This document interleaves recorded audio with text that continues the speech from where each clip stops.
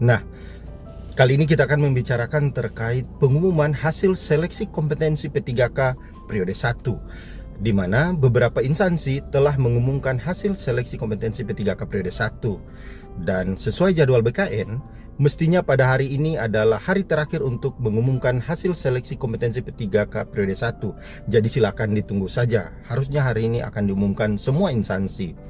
Nah, kita disclaimer dulu terkait hasil pengolahan nilai seleksi kompetensi ini seperti apa. Tentu kita telah ketahui bersama bahwa penentuan kelulusan peserta P3K berdasarkan nilai hasil seleksi kompetensi, baik itu yang berbasis CATBKN atau seleksi kompetensi teknis tambahan.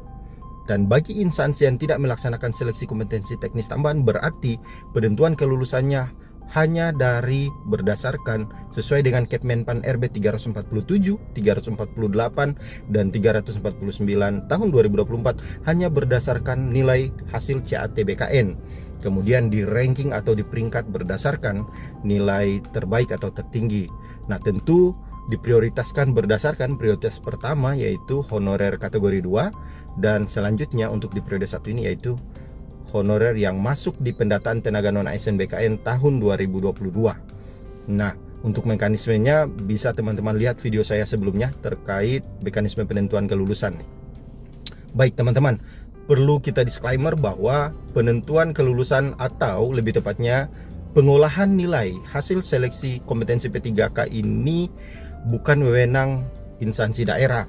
Sesuai dengan Permenpan RB nomor 6 tahun 2024, pengolahan nilai ini dilakukan oleh Panselnas atau Panitia Seleksi Nasional di pusat dan dilakukan secara nasional by sistem SSC-ASN di BKN.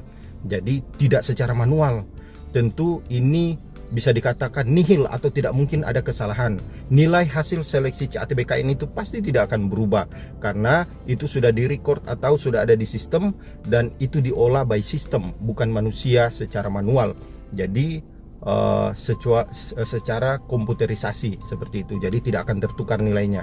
Nah, tentu ini berbeda dengan seleksi P3K tahun 2023 kemarin, di mana instansi atau daerah ada kewenangan untuk seleksi kompetensi teknis tambahan 30% penambahan nilai. Nah, di tahun 2024 ini untuk formasi 2024 tidak ada lagi kebijakan ini, jadi murni hanya dari hasil CATBKN kemudian di ranking. Jadi jangan khawatir, nilainya di ranking by system dan dilaksanakan oleh Panselnas atau di pusat, bukan instansi daerah. Nah, ini penting untuk teman-teman ketahui.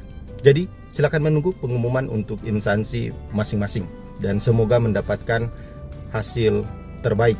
Dan jangan lupa, bagi teman-teman yang telah mengikuti seluruh tahapan seleksi P3K periode 1 ini ataupun periode 2 nanti, meskipun tidak mendapatkan lowongan formasi atau tidak lulus, di Kepmenpan RB ada diktum yang menyatakan dapat dipertimbangkan untuk diangkat menjadi P3K paruh waktu.